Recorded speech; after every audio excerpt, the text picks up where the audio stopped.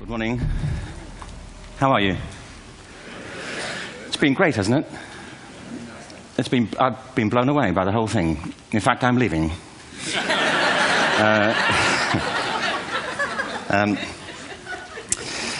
There have been three themes, haven't there, running through the conference, which are relevant to what I want to talk about. One is the extraordinary evidence of human creativity in all of the presentations that we've had and in all the people here. Just the variety of it and the range of it. The second is that it's put us in a place where we have no idea what's going to happen in terms of the future. No idea how this may play out.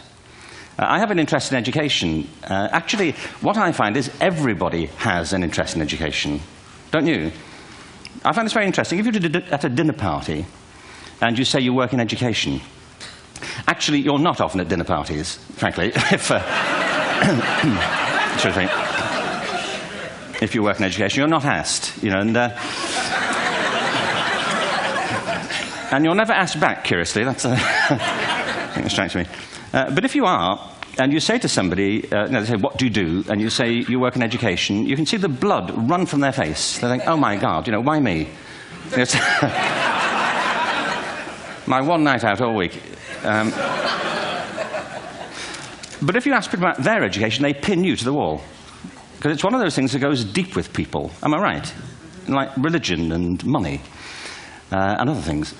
So I have a big interest in education, and I think we all do. We have a huge vested interest in it, partly because it's education that's meant to take us into this future that we can't grasp. If you think of it, children starting school this year will be retiring in 2065. Nobody has a clue, despite all the expertise that's been on parade for the past 4 days, what the world will look like in 5 years' time. And yet we're meant to be educating them for it. So the unpredictability, I think, is extraordinary. And the third part of this is that we've all agreed, nonetheless, on the really extraordinary capacities that children have, their capacities for innovation. I mean, Serena last night was a marvel, wasn't she? Just seeing what she could do. And she's exceptional, but I think she's not, so to speak, exceptional in the whole of childhood. What you have there is a person of extraordinary dedication who found a talent. And my contention is all kids have tremendous talents, and we squander them pretty ruthlessly. So I want to talk about education, and I want to talk about creativity. My contention is that creativity now is as important in education as literacy, and we should treat it with the same status. Thank you.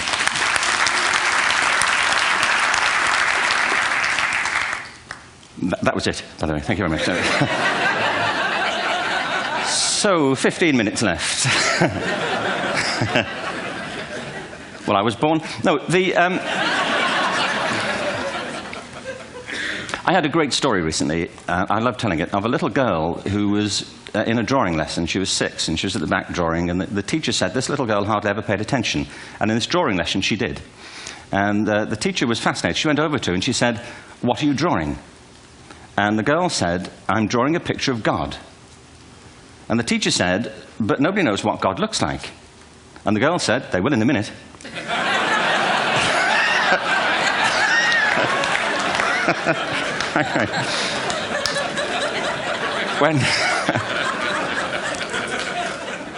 When my son was 4 in England, actually he was 4 everywhere, to be honest. I mean,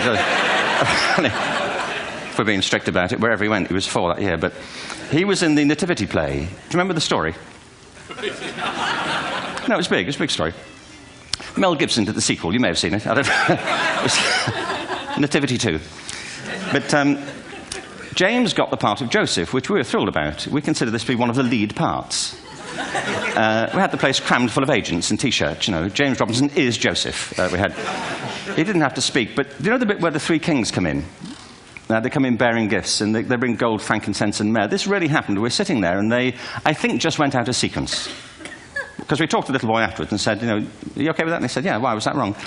They just switched. I think that was it. Anyway, the 3 boys came in, little 4-year-olds with tea towels on their heads, and they put these boxes down. The first boy said, "I bring you gold." And the second boy said, "I bring you myrrh."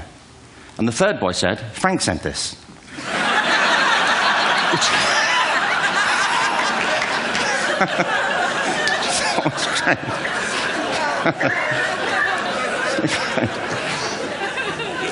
What these things have in common, you see, is that kids will take a chance. You know, if they don't know, they'll have a go. Am I right? They're not frightened of being wrong. Now, I don't mean to say that being wrong is the same thing as being creative. What we do know is, if you're not prepared to be wrong, you'll never come up with anything original. If you're not prepared to be wrong. And by the time they get to be adults, most kids have lost that capacity. They have become frightened of being wrong. And we run our companies this, by the way. We stigmatize mistakes. And we're now running national education systems where mistakes are the worst thing you can make. And the result is that we are educating people out of their creative capacities.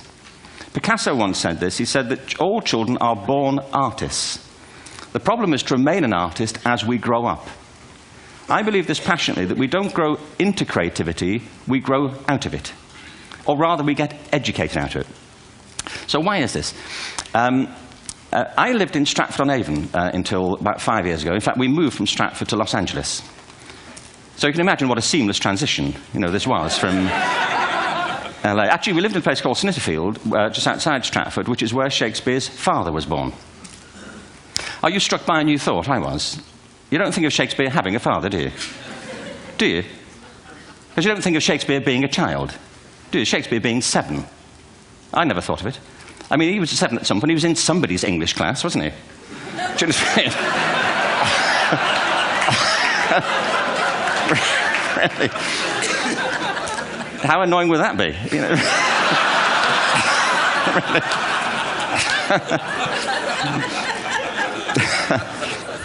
Must try harder. Being sent to bed by his dad, to Shakespeare. Go to bed now, you know, to William Shakespeare, you know, and put the pencil down, you know, and stop speaking like that. You know, it's confusing everybody.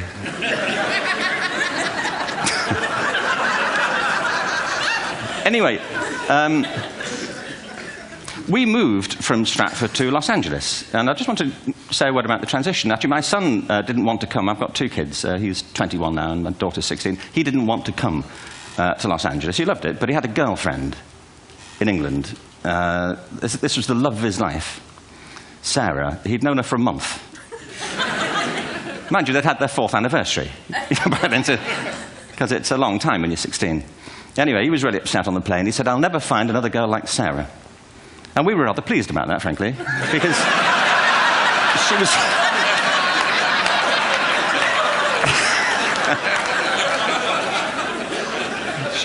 she was the main reason we were leaving the country.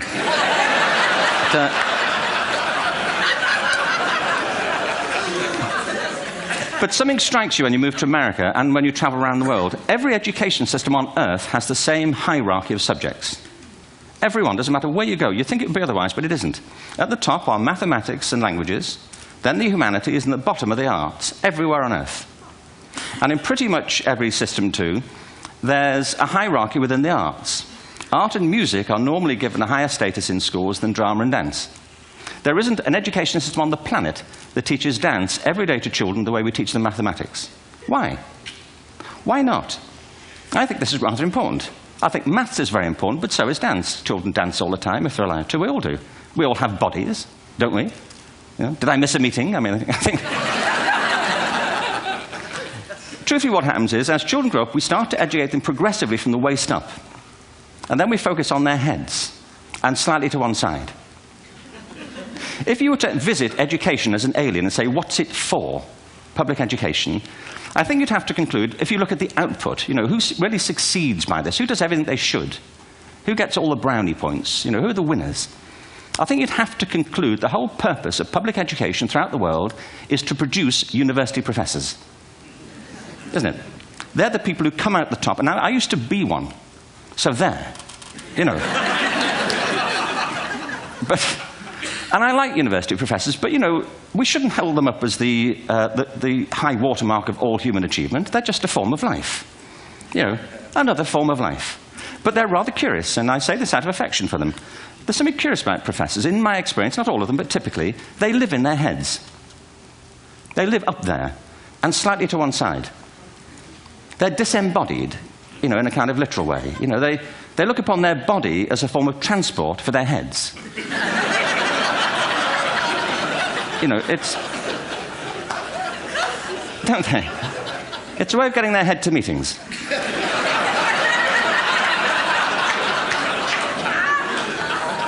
If you want real evidence of out-of-body experiences, by the way, get yourself along to a residential conference for senior academics and pop into the discotheque on the final night.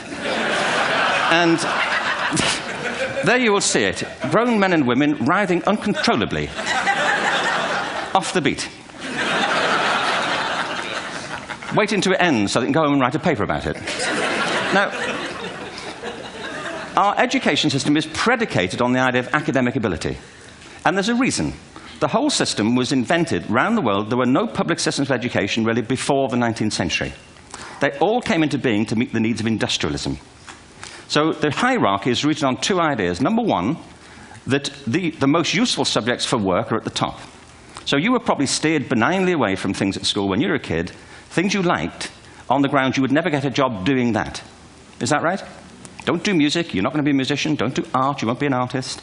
Benign advice. Now, profoundly mistaken.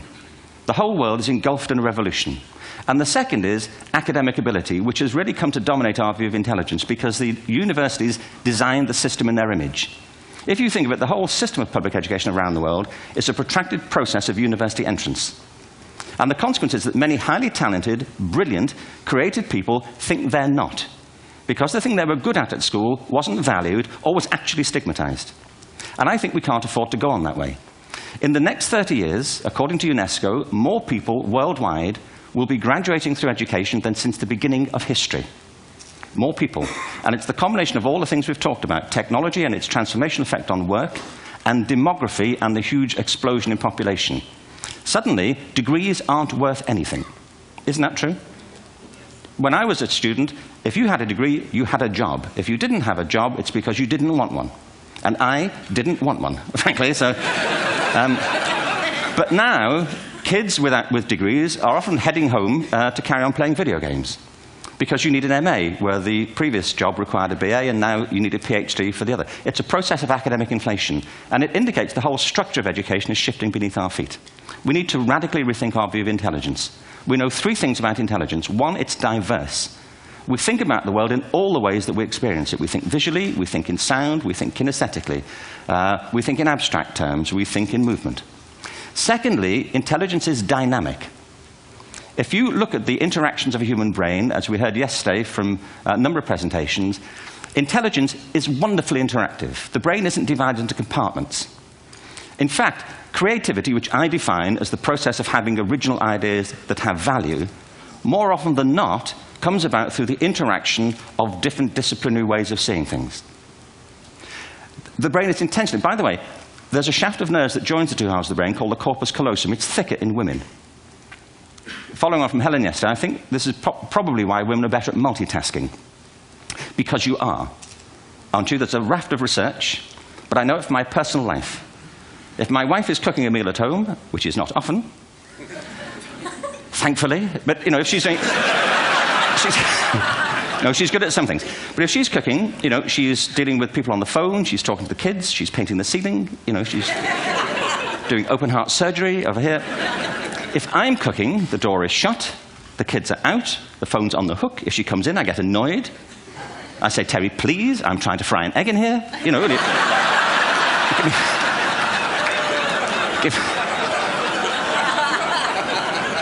Give me a break.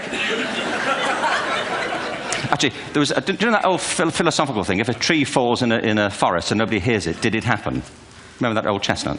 I saw a great T-shirt, really, recently, which said, if a man speaks his mind in a forest and no woman hears him, is he still wrong?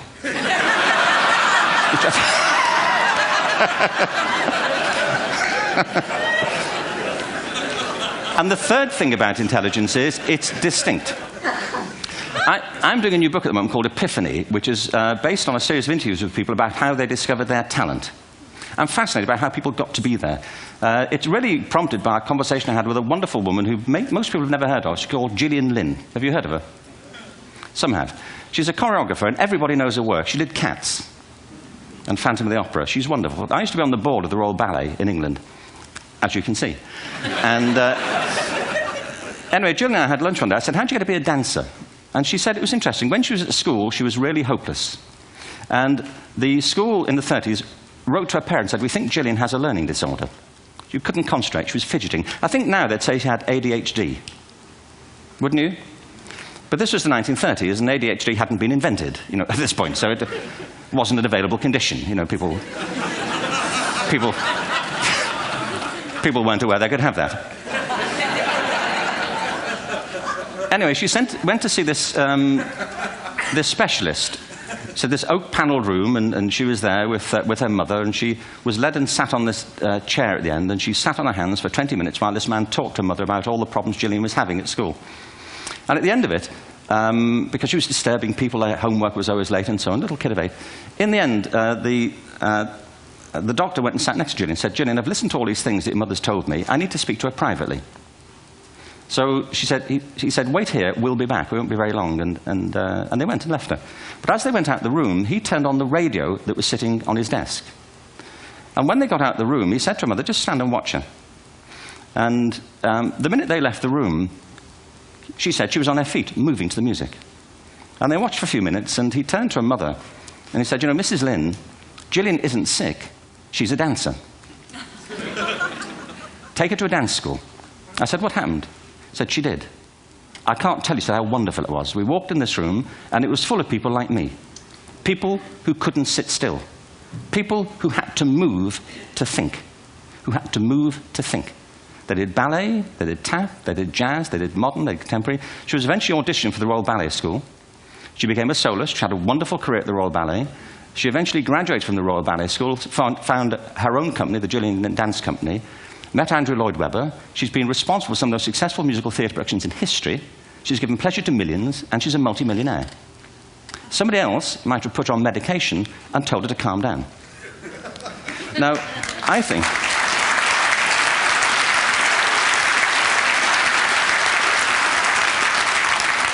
What I think it comes to is this. Al Gore spoke the other night about ecology and the revolution that was triggered by Rachel Carson. I believe our only hope for the future is to adopt a new conception of human ecology, one in which we start to reconstitute our conception of the richness of human capacity.